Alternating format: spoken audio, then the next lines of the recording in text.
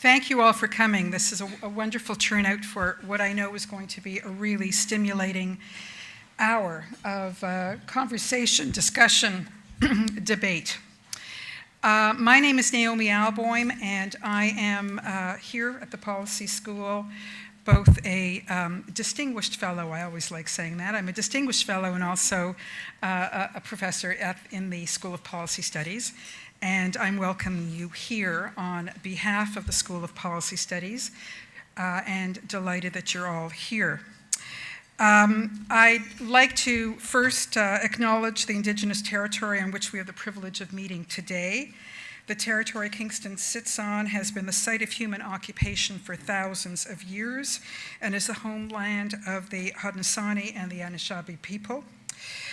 My role today is to moderate a discussion between three very articulate, eager, and people who have a lot to say.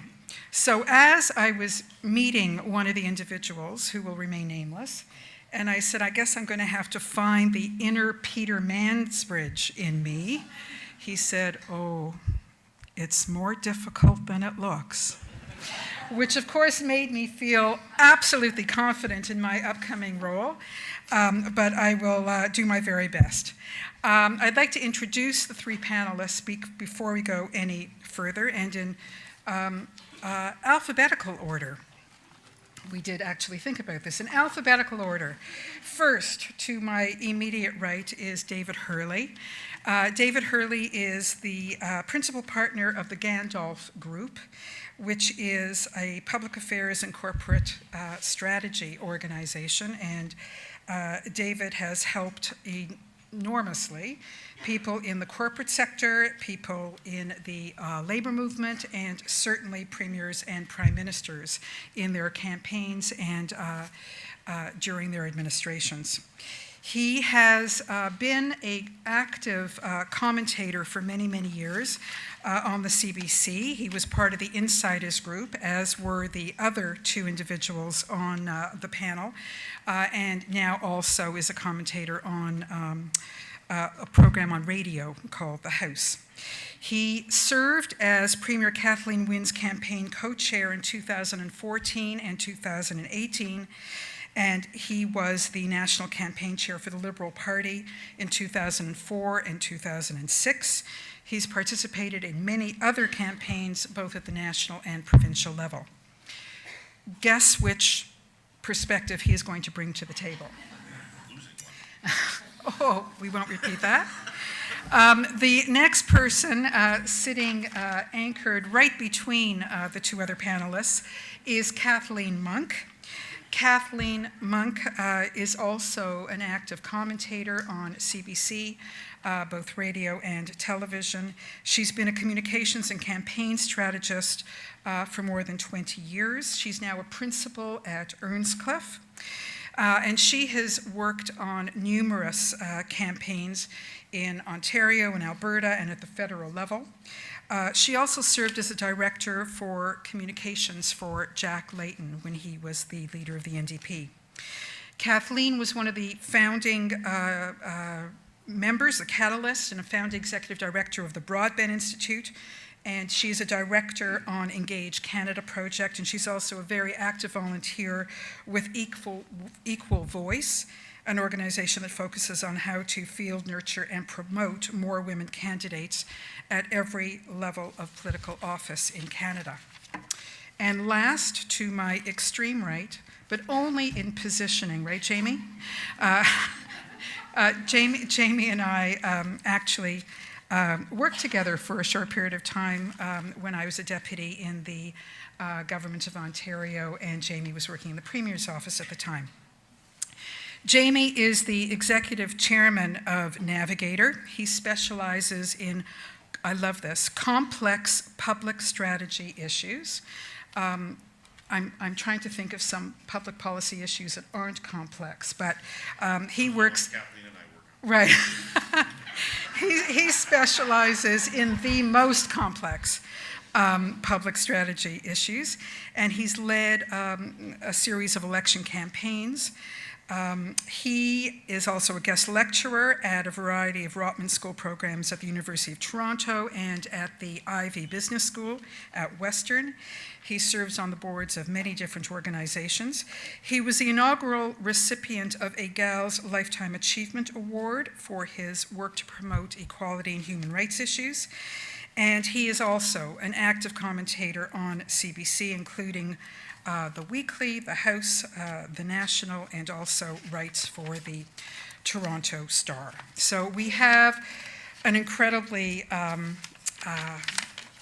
capable panel here, and I hope you will be engaged from the very beginning to the very end. And to help you also ensure that your questions are asked, we are using a technology called Slido today, and for those who are unfamiliar with that, you can submit your questions directly by going to the Slido website or by using that hashtag if you have the app on your phone. You can type in your questions throughout their presentations, and even if you don't have a particular question, and you can submit them anonymously if you prefer, even if you don't have a particular question to ask, as the questions appear, you may vote on those so that when we go to the question period, we will go to the ones that most of you in the room are interested in responding. So we already have a question. I just want you to focus on the speakers and not the questions. I just had eye surgery. I don't normally wear these beautiful glasses, but I can see both. I can see really well far. I can't see very well close. I want you to see very well them, and only out of the corner of your eye glance at the questions, so that you are paying most attention to the group. So we're going to start right away. And I'm going to try to moderate this from my seat. Can you hear me? Okay. And I'm going to be brutal in interrupting people in order to give opportunities for other people to speak. They are all really savvy in terms of really good short media clips, right? So we're not looking for lectures, we're looking for pithy interventions and to get some debate going amongst the three of you. So my first question, and I will actually start with the person on my immediate right, and ask him, as I will be asking all the panelists, what happened in the most recent Ontario election and why? David. How the hell would I know? I got run over by a steamroller. Is that pithy enough?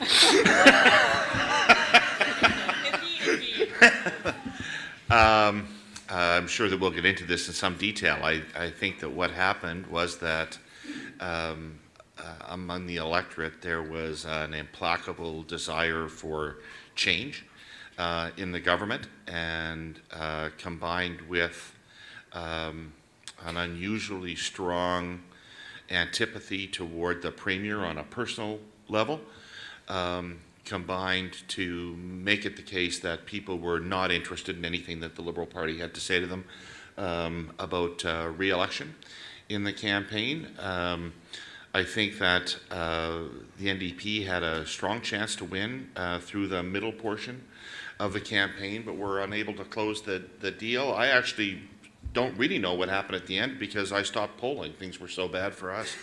But, the Conservatives promised to lower the cost of living for people.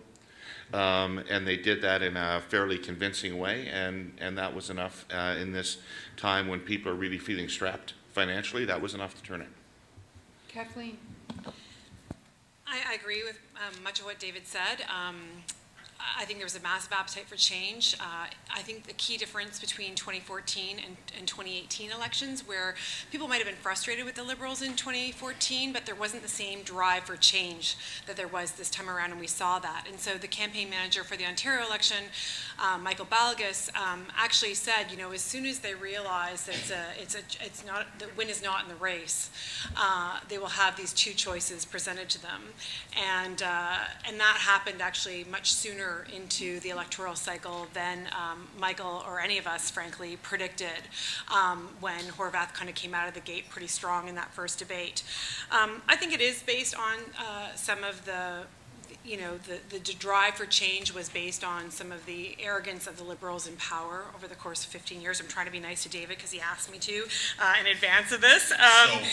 It is really hard at times. But I would say positively that, well, Democrats, and I'm happy to speak about this more later, but we did fail to close the deal. David's right on that. We're not good at negative advertising, and this is a lesson we've learned in repeated campaigns where we need to come out harder and anticipate those attacks because they were obvious, and we should have had stuff in the bank ready to go to defend ourselves. But I would say that what the good news out of this is New Democrats have a higher, larger opposition than they've ever had in 3 decades. They were elected on an undoubtedly New Democratic, social democratic platform with incredible policy nuggets that were true to the party, not so similar in 2014. And it's pretty clear what the PCs were elected on, which is a promise of cheap gas, a promise not to cut one single job, and a promise not to make cuts to health care or education. And when they fail on those, particularly the last 3 items, hopefully there will be some challenges for that government. Jaime. Well, first of all, thanks for taking time to be with us today. We don't get a big audience lately, so it's nice for the 3 of us to be here together and to be with you. And Just even a big audience for the national. I know, that's my point, right?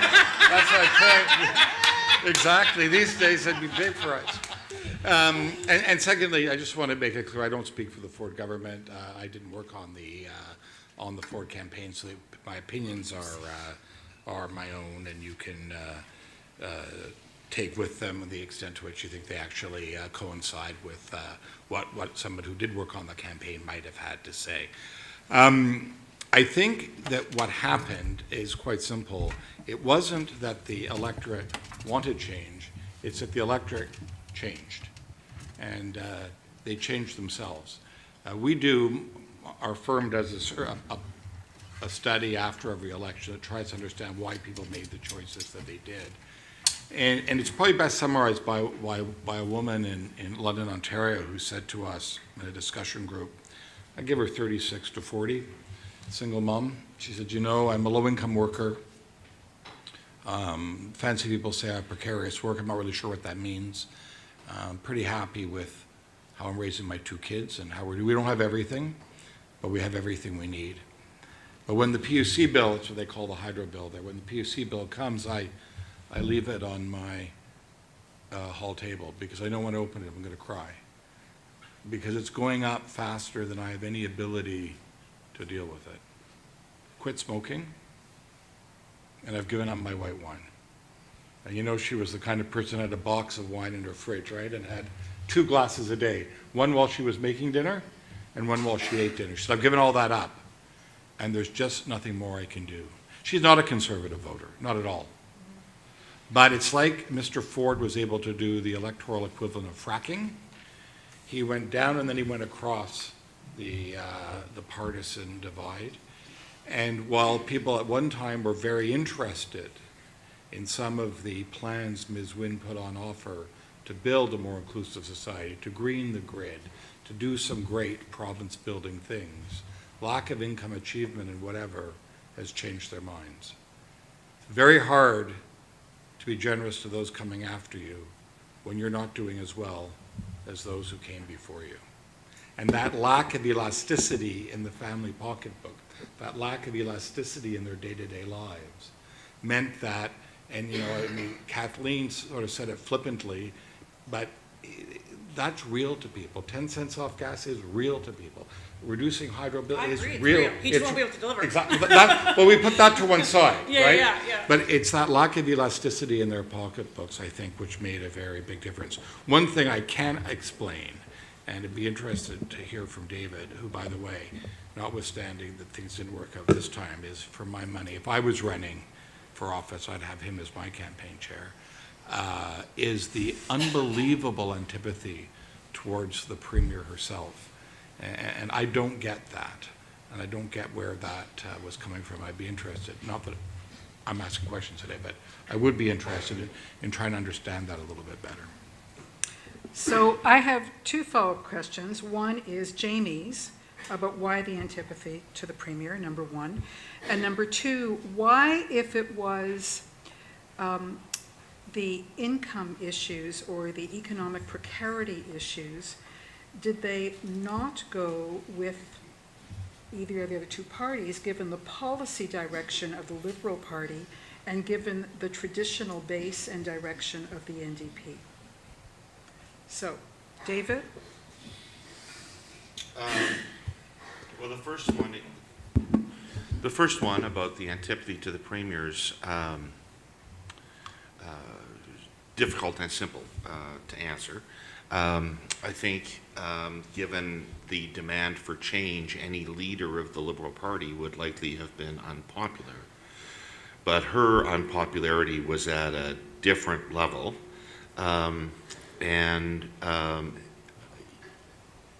We consulted, we did reams of research on it ourselves. We consulted experts from around the world who were working with female politicians, people who worked with Hillary, people who worked against Hillary, trying to understand this from every angle. I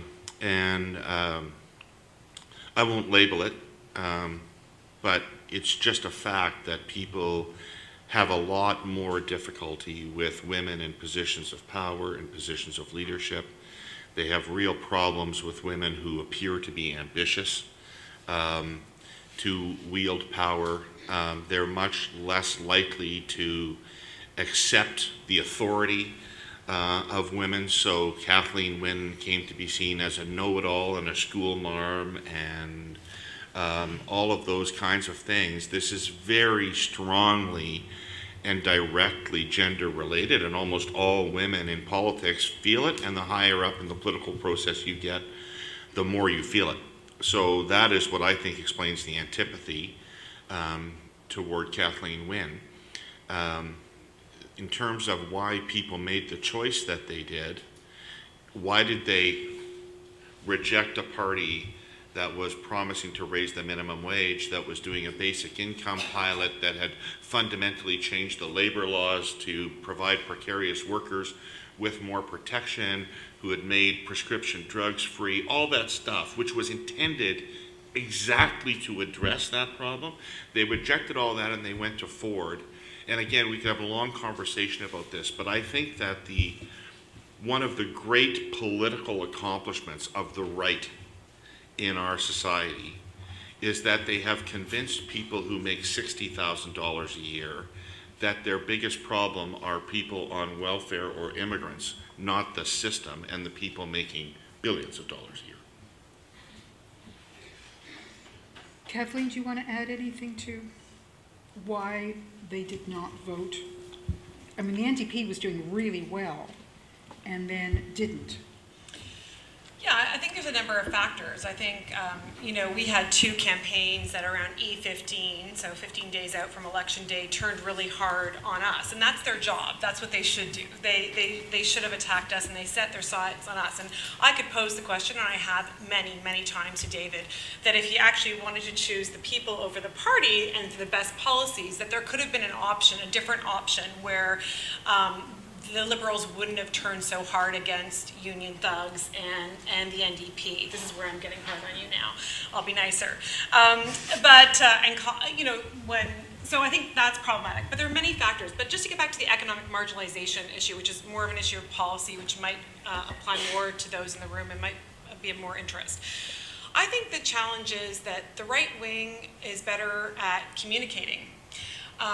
Social progressives, social democrats particularly, in all Westminster systems, whether New Zealand, Australia, the UK, and Canada, have failed miserably at communicating on socially progressive ideas and our policies. There's a great strategist by the name of John McIntyre, who's worked for Julia Gillard, also worked for Tony Blair, who talks about we only win when we talk about fairness and future. And while the left has been good on the fairness issue, we have failed really on kind of casting out an idea of what the future could look like. And certainly I think that Andrea Horwath's platform was too broad in this election and gave a lot to pick on in terms of all the different ideas she had put out there. But that was a direct reaction to the 2014 campaign and the need to compensate for some of the failings there.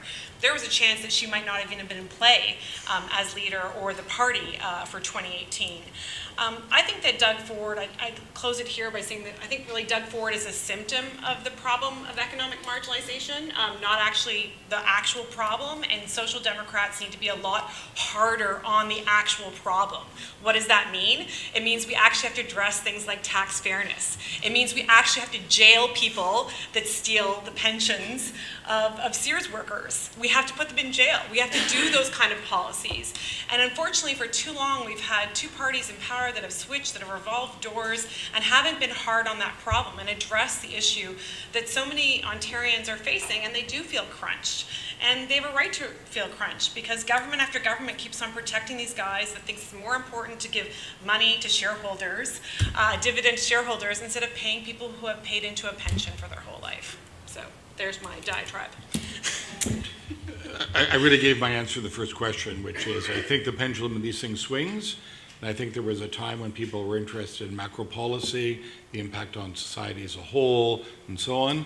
I think for a whole series of complex reasons, that has swung to the micro, to the household unit, and the impact on the household unit, the family unit, whatever. And I think Mr. Ford was more skilled than the others at exploiting that. I think also, though, Ms. Horwath made a very large mistake. And if you look at the polling, you can spot it exactly. It was in the second debate when the Premier attacked her on the use of back to work legislation for workers. And she said under no circumstances would she ever use it. And I think what happened there, and we have some research evidence to support this, significant research evidence to support this, that triggered a post-traumatic stress flashback amongst voters that she was going to go back to a highly rigid, highly doctrinaire approach to governing. As one discussion group participant said to our team, even Stephen Harper bought a car company and ran massive deficits when he had to. And I think there was a more skilled and nuanced answer that Ms. Horwath could have given that would have let her survive that. And I think that was a significant problem for not that issue per se, but the idea that she would not govern in a way that was flexible and responsive to circumstance, but was driven by rigid doctrinaire policy, whatever you believe. And I think that hurt her significantly. Okay, let's turn to a different topic, which is the aftermath of whatever happened in the election. I'd like each of you to address how you think the government is actually doing post-election. And I'm going to give the floor first to Jaime. Sure. I think that I've written about this. A lot of smarty pants people, myself included, advised the government not to call the House back in the summertime. Pretty much every commentator that gave that advice gave it for the same reason. The Liberals and the New Democrats are very skilled at the operation of Queen's Park. They know the rules inside out. You don't even know where the bathroom is. And so to call back the House early, you're going to make a corned beef hash of it. You're going to have ministers that don't know what they're doing. It's going to be a complete disaster. You've got no reason to do so. You can use warrants and other purposes to fund your government well into the fall. And what you ought to do is you ought to spend the summer having the rookies learn their dossiers, get to know their officials, and come back in a methodical, thoughtful way in the fall. Premier Ford rejected that, called the House back, And putting aside twice, as it turns out, and putting aside whether you like what he did or not, that is a whole different debate. As a practical matter, they got, to use the language of the street, they got shit done. Yeah. You know, they pushed legislation through the House. They grabbed the levers of legislative power. We have a former speaker sitting here who knows how difficult, and a member who knows how difficult that is. And they actually got stuff done. And it was more than just getting those students back to school at York. You know, they fired the Hydro One board. They canceled or abrogated 700 contracts issued by the ISO, and on and on and on it went. So I think that, and that I think is for reasons that people did not see, and that's that while their government looks like a bunch of rookies, it's actually populated by a bunch of, depending on your perspective, experienced people or retreads, depending on your point of view, that were kicking around since the Harper defeat in Ottawa. So they actually were able to staff up with people who knew more about the machinery of government than would first have been evident. So I'm not going to judge whether I like it or not what they did, but I think not much died on that order paper when they finished up in July. They did a pretty good job. Kathleen.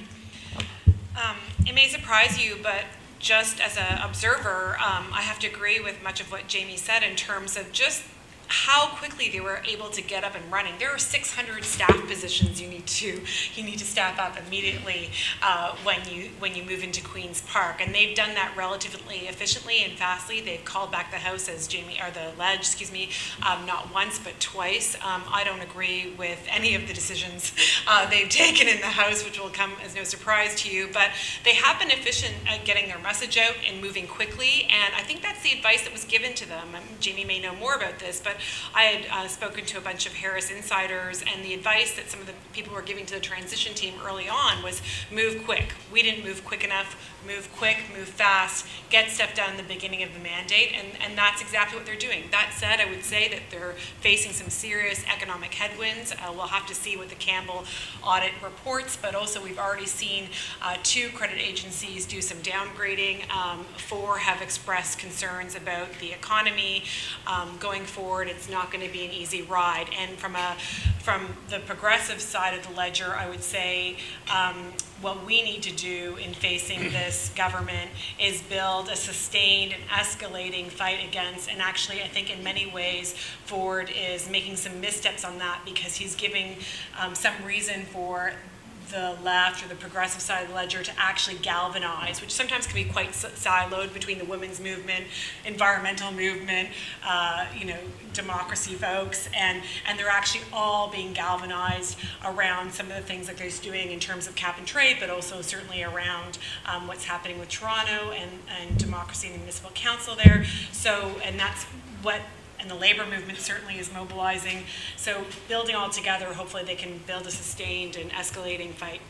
Now, if I just jump in very quickly, Kathleen is exactly right on former Premier Harris. He was said in his departure speech, and he has been widely quoted since, he said his only regret was he did not do more, and he did not do more faster. Mm-hmm. And again, you can have your point of view on that, but that is advice that this government has taken to heart, and they're not letting the past be prologue. David, how are they doing? Well, I don't disagree with everything that they've done. That CEO and that board of Hydro One, those people are beyond the pale. I'm going to reveal a caucus secret. Sophie Kowal over there will forgive me for this. I won't identify the person, but in our post-election caucus meeting, which was really pleasant for me, I can assure you. In our post-election caucus meeting, as people one by one stood up to lament the dreadfulness of the campaign, one person did say, as they were just about to sit down, they bounced back up and they said, "Not everything about this election is terrible. Mayo Schmidt's going to get fired." And the whole room burst into applause. Every Liberal was ecstatic about this. But in general terms, while I admire, in a way, tactically, I guess, the blitzkrieg approach that they've taken this summer. First of all, I think substantively what they're doing is appalling.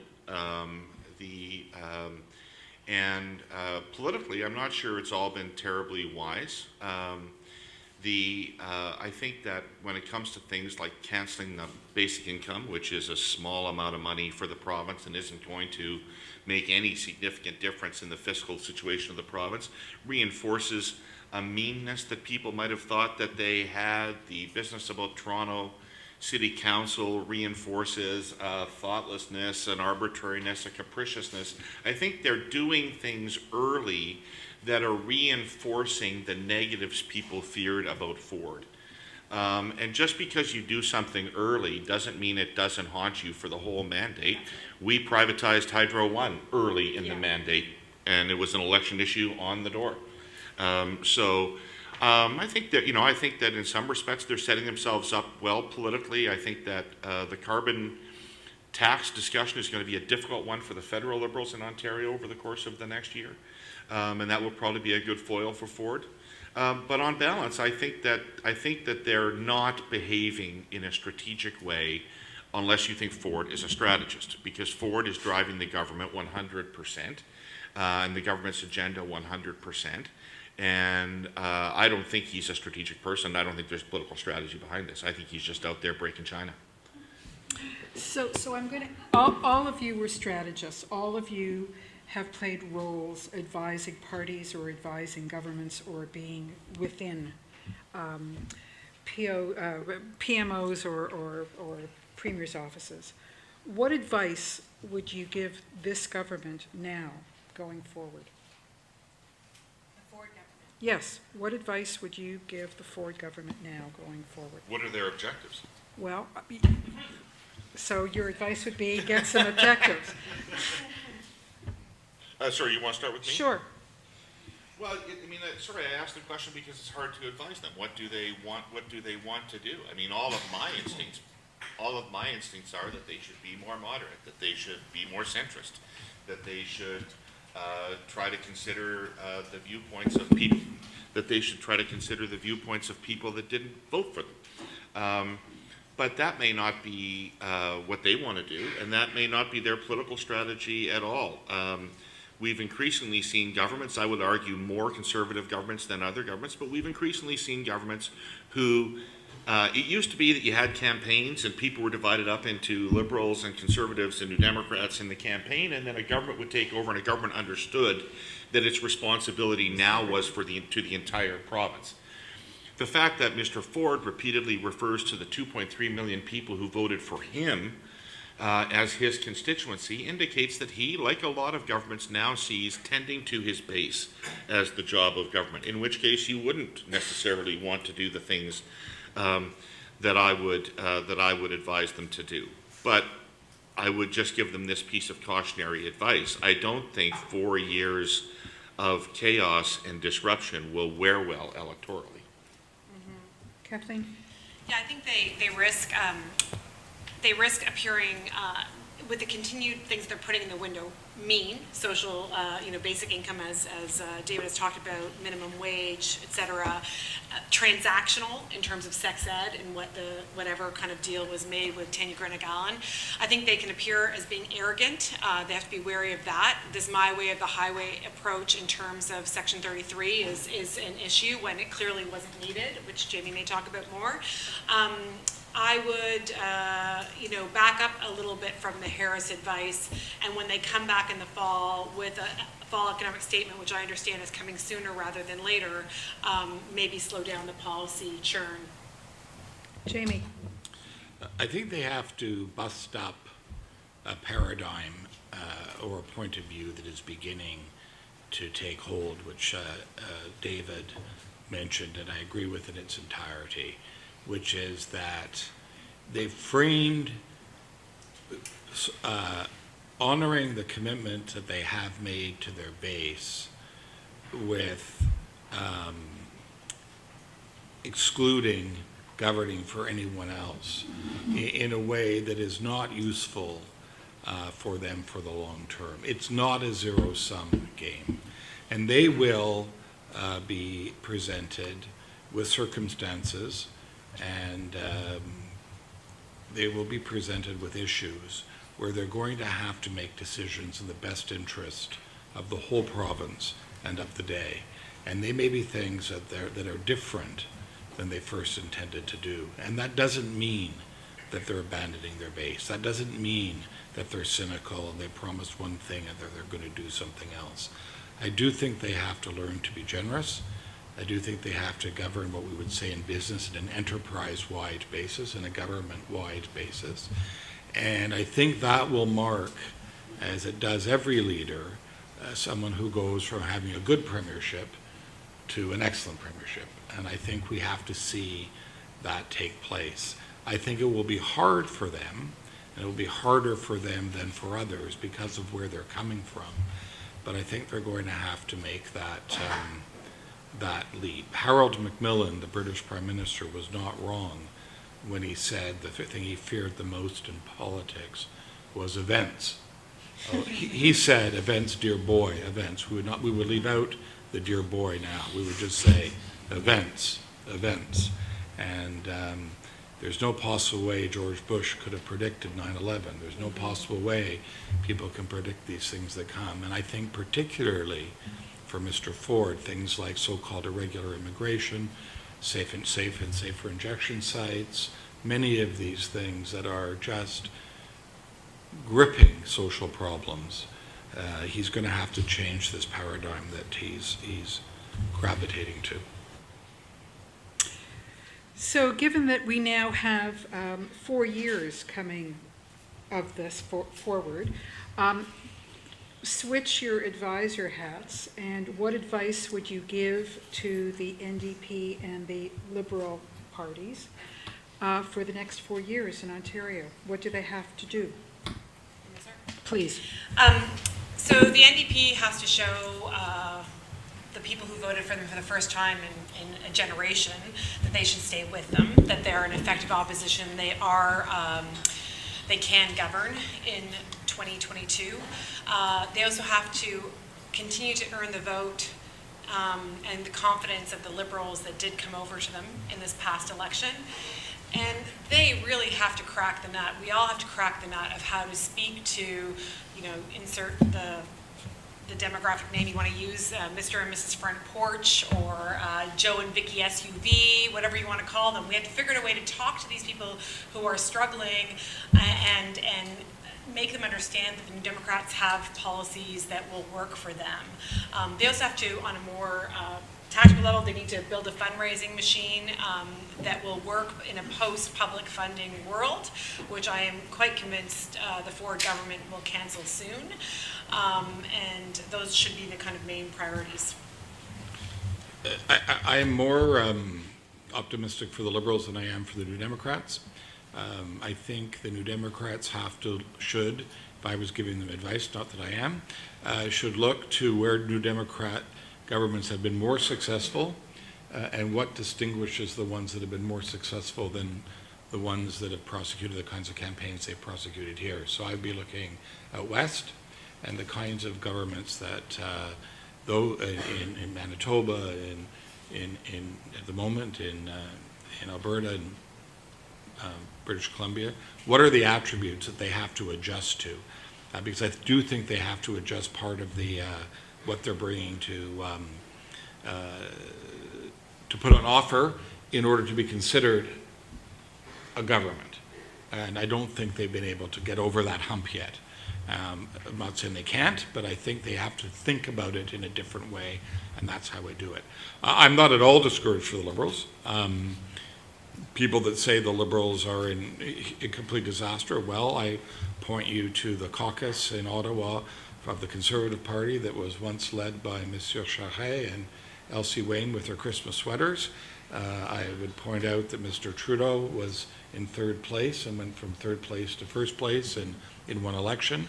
I think there's enormous muscle memory for the Liberal Party, and sometimes these defeats actually turns out to be a knock on the door for opportunity and a chance to renew and rebuild.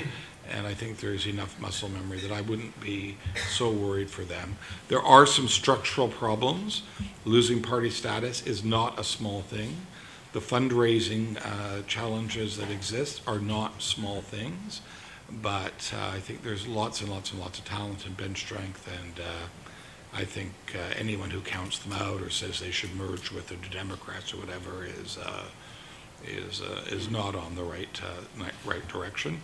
And finally, I would say that Mr. Ford ought not to take his victory for granted. You know, the Conservatives are not the natural governing party anymore of this province. It is not a conservative place, and so I think he needs to be very careful not to get carried away with the mandate that he may think he has when he looks around his caucus room. I think there's a difference, and because of some of the exigencies of our system, that when he looks around that room and what he sees may not be fully reflective of what is actually baked in to the electorate's point of view. David. Well, Naomi, I really want to thank you for the question because you are the only person who has, and likely the only person who will, ask me what the Liberal Party ought to do next.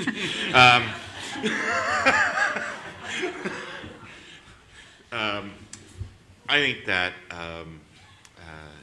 I share Jaime's optimism about the future of the party, and think that the Liberal Party remains, frankly, the strongest political brand in Ontario. That doesn't mean it couldn't be displaced. Partisan affiliations are not what they used to be. But I think that in the campaign, when it looked like they were going to win, the NDP did run into a lot of historic brand problems about their ability to manage the economy, some of the basic functions of government that remain challenges for them, and they will be working assiduously to address those over the next couple of years. But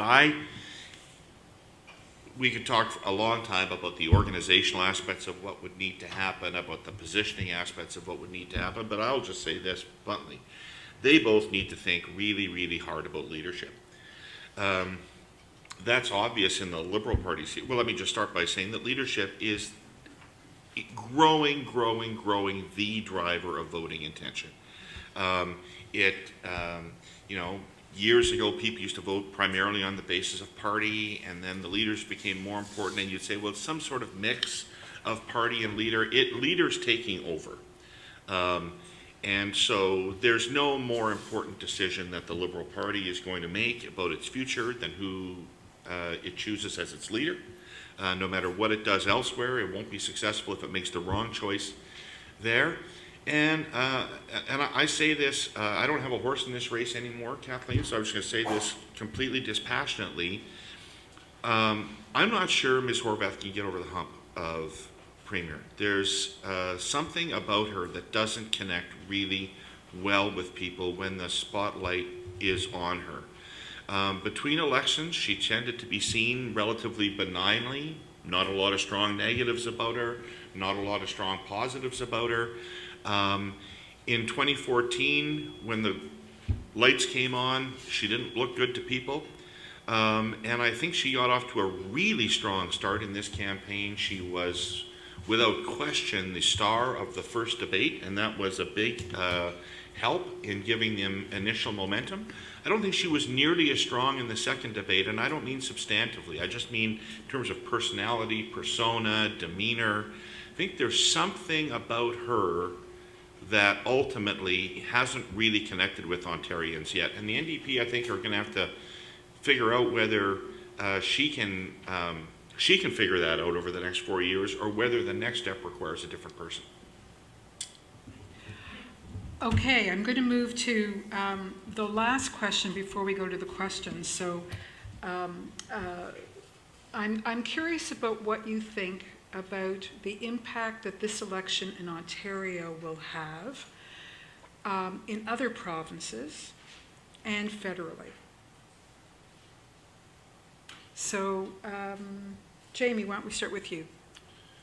I think we'll have limited impact. The election itself will have limited impact on elections in other parts of the country. I think it was an idiosyncratic response to a set of circumstances that took place here in Ontario. The longevity of the incumbent government, the fact that we were on our second leader, some economic things and so on. I think what is more likely to have an impact on the rest of the country is the Ford government itself. That's what I'm implying. And Yeah. people say, to me, well, what kind of a conservative government will this be? Well, it's not a conservative government. It's a Ford government. Yeah. And if you want to look for evidence as how this government behaves, I'm the chair of the governing council of OCAD University. And our lobbyist sent us a paper written by an MPP from the Tim Hudak caucus. Well, this is the biggest fat waste of time of all time. This has got nothing to do with how this government, how Tim Hudak or Ernie Eves or it's got nothing to do with anything. If you want to know how this government's going to act, go to City Hall in Toronto and see how things were done when the Ford brothers were running the city. So I think that that where it has the potential to have an impact at governments across the country, is that it is not following the regular pattern. The past is not prologue for this government. It is doing things that people have not thought possible or are unconventional. And the question remains, and I don't know the answer to this, will this be seen as a one-off idiosyncratic response to Ontario? Or will people start to say, well, wait a minute, right? Maybe we can have a different approach. So we'll have to wait and see whether other governments sort of embrace the alacrity with which this government is moving, embrace the willingness to throw out some traditions that seem to have been settled, and so on. So I think if it's going to have impact, that's where it is. And of course, on things like climate change, it will depend on what happens, particularly in Quebec. Although we were just talking, David and Kathleen and I were talking, it looks like maybe the Liberals are doing a bit better than people thought for a while. They thought we were almost certain to have the CAC. And in Alberta, and I don't know what's going to happen in Alberta. I don't think it's as certain a conclusion that Mr. Kenney will be successful. But if the UCP was successful in Alberta and the CAC was successful in Quebec, then the Prime Minister will face a very different Council of the Federation than he was facing a year ago. Kathleen? So I haven't quite settled on what I think this Ontario government, Ford government's going to be all about. I'm leaning towards and I'm becoming more persuaded by colleague strategists who have done some deep analysis of what happened at City Hall and mapping out those patterns and seeing those patterns being starting to unfold again at Queen's Park. And those patterns are largely of disruption and chaos, but then driving a very specific agenda, but kind of failing on things. So look to Sean Meager, who's done some good work on that. But what I think I could say is a few things. One, I think while there is likely going to be a swath of new opposition in the provinces, including, unfortunately, I think in Alberta, and certainly in Ontario, and then with Scott Moe in Saskatchewan, that will provide a good foil for Justin Trudeau, actually, in the 2019 election. And that could actually serve, along with Donald Trump, as being potentially useful for him. I guess I would point, so that's going to be interesting, and there is a First Ministers meeting this fall, and so it'll be interesting to see them all gather, and including with the Prime Minister, and seeing how those relationships develop. But I think the one thing that I'd want to just put a fine point on while we still have the mic is that I was here 4 years ago at a conference, luckily to be invited in the summer with my colleagues to talk at the policy school. It was just after the June election in 2014. And the theme of that conference was on the middle class. And I was gravely concerned at that moment that when a progressive party or a party that calls themselves progressive, like the Liberals, come out and makes big progressive promises on things like, as they did at the time, on changing labor legislation and changing pensions, my kind of throwdown 4 years ago was, well, you better deliver. Because every time we make these promises and fail to follow through and really solidify them, cement them into our society, the progressive movement is rolled back 2 or 3 decades.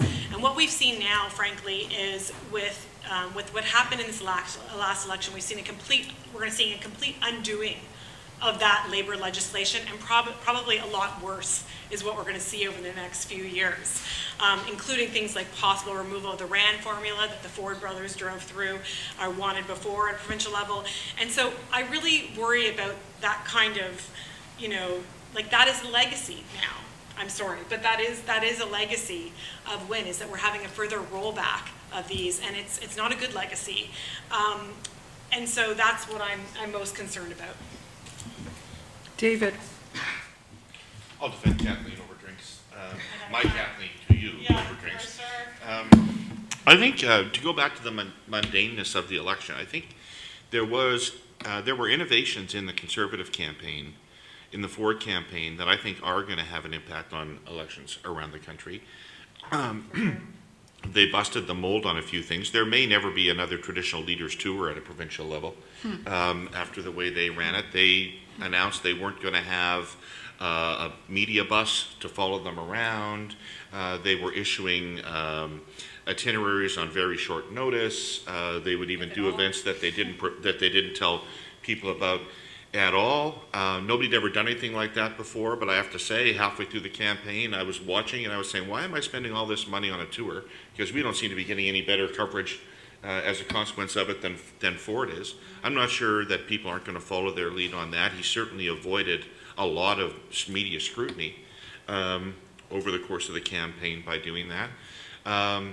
They spent a pittance on television and put almost all of it into digital advertising, direct messages to people about directly their concerns rather than a broader message. I think people are going to look at the utility of television advertising going forward. And lastly, social media. I don't know if you're aware of something called Ontario Proud, but I think Ontario Proud was very influential over the 4 years leading up to the campaign in creating the frame of negativity around Win and around the Liberals. I think they were very effective at what they did. I feel about Ontario Proud the way Brian Mulroney felt about the Liberal bias of the Toronto Star. He said, I don't mind that they exist, I just wish I had one of my own. So I think that the other parties are going to be looking at how do you build up social media movements like that have that kind of reach and ongoing engagement with voters. We could go on, but I want folks to have an opportunity to have their questions asked. So the first question, which got 18 people interested, is do you think the early concession of Win hurt the Liberals more than it did to help them? Why don't I go to David first? So, full honesty here. I don't know the answer to the question, because once we made the decision to do that, we stopped polling. We stopped our nightly tracking polling program and put the money into target ridings. So I don't have myself any data that tells me what happened after that announcement. I'm told by the campaign managers of the Conservative and NDP campaigns both that it had the effect of probably adding about 5 points to our popular vote total, which rings true to me because when I stopped polling we were at about 15%, and that it won us most of the seats that we won. I don't have any evidence of that, and that sounds like a brag, although it would have to be a humble brag, that's for damn sure. So I'm not going to assert that, but that's what other people tell me what happened. What I will tell you is why we did that. We were faced with a circumstance. We did not quit on our attempt to win that election up until the last debate. We felt that things were fluid enough. We felt that Ford remained vulnerable enough. We felt the NDP support was embryonic enough that it could still turn. But the debate was the last potential turning point, the last kind of event that could have that. Do you mind if I take 2 minutes on this? Please, go ahead. that could have that kind of seismic effect on the campaign. And we built an advertising campaign around the debate. Everything was ready to go. And the Premier went out and did everything that any campaign could ever have asked for her in that debate. She was, in my view, unquestionably the most impressive person in the debate. But it didn't have any impact. It had zero impact. And we waited 3 nights of tracking to see if anything was going to move, and nothing was moving. And so then you face another 10 days of campaigning in which you are clearly out of the fray. This is the point, this is the position that the NDP are used to being in. And I knew what was going to happen to us because I've done it to the NDP, which is they were going to pick over our carcass for the last 10 days. We were going to be squeezed on both sides by strategic voting pleas. Vote Ford to stop the crazy socialists. Vote for the NDP to stop crazy Ford. And what were we going to say? What was the Liberal message going to be that last week? Were we going to be telling people that our childcare program, that experts said our childcare program was better than the NDP's childcare program? Who cared about that anymore? That was so long gone. We didn't have anything to say. So we said to ourselves, what is it left that is true that the Liberal Party can say to people? And what that was, number one, we're not going to be the government. Number two, you don't want us to be the government. And we get that. And most specifically, you don't want Kathleen Munk to be the Premier. And we get that. So if this is about taking a pound of flesh out of her, we're going to give it to you a week before the election, not on election day. And lastly, most of you don't have enough faith in either one of these other parties to really want them to have a majority. You're worried about the extremes and the excesses of both sides and want them to be moderated.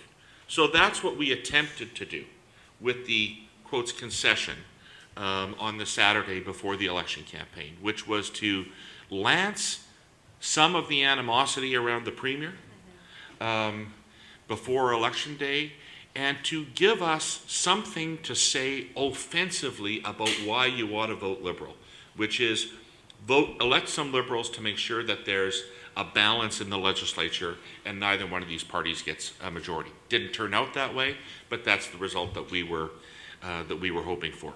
It may, in the end, have had some modest help for us, although I can tell you that the view in the Liberal caucus is that it was a mistake. And that it cost us votes and cost us seats. That may also be true. I really don't know. I don't think there's a need for you guys to jump into that unless you really want to. Okay, so let's go to the next question goes to the leadership question that we raised before. And the Liberal Party of Canada recovered from a massive election loss by electing a charismatic popular leader. Can the Ontario Liberal Party do the same? Who is out there for the job? Anybody want to contribute there? Sophie Koala, one of my favorite MPPs.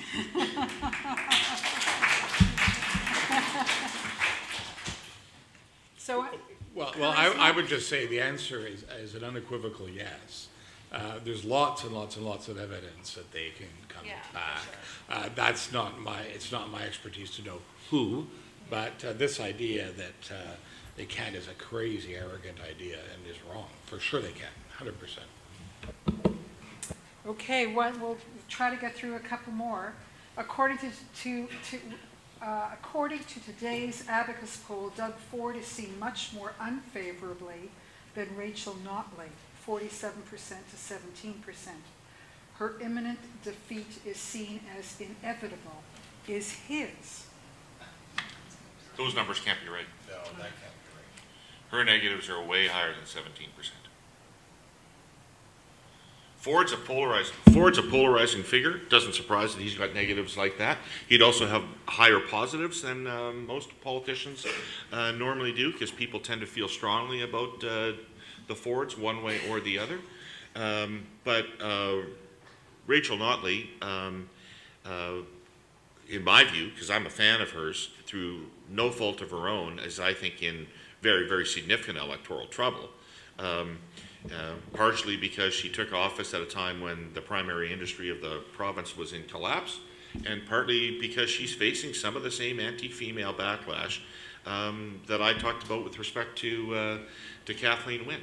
I think there's a male backlash going on out there, by the way. One of the most interesting things I saw in my polling in the election campaign was, I think that Horwath won the first debate, and I think Wynne won the second debate.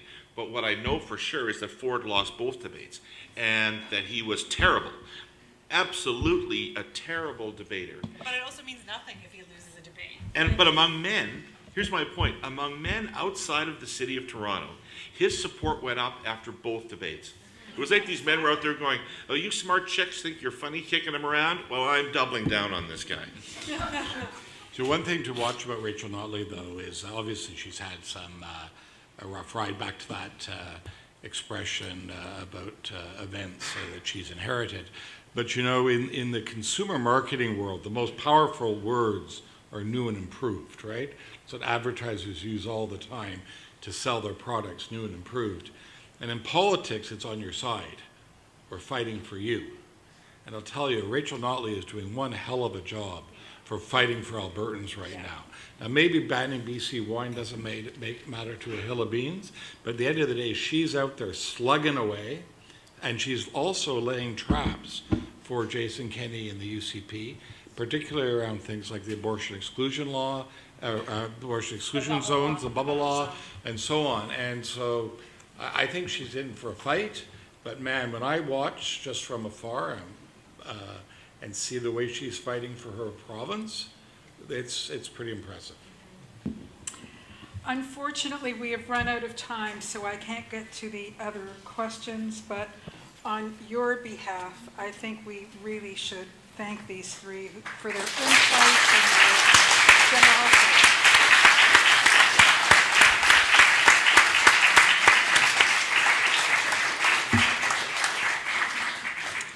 Okay, we have little gifts for you. Thank you all for coming. Thank you. And come again, let me just put in a plug. We have these lectures every Thursday, but there is a special one coming up on Tuesday, this coming Tuesday, the Supreme Court and the Evolution of Indigenous Rights and Title. I'm just going to repeat that. Tom Kershane, who is here, is going to be addressing the crowd with the Supreme Court and the Evolution of Indigenous Rights and Title, not to be missed, at the University Club on Tuesday at 4:30. Please join us there. Now, go to class.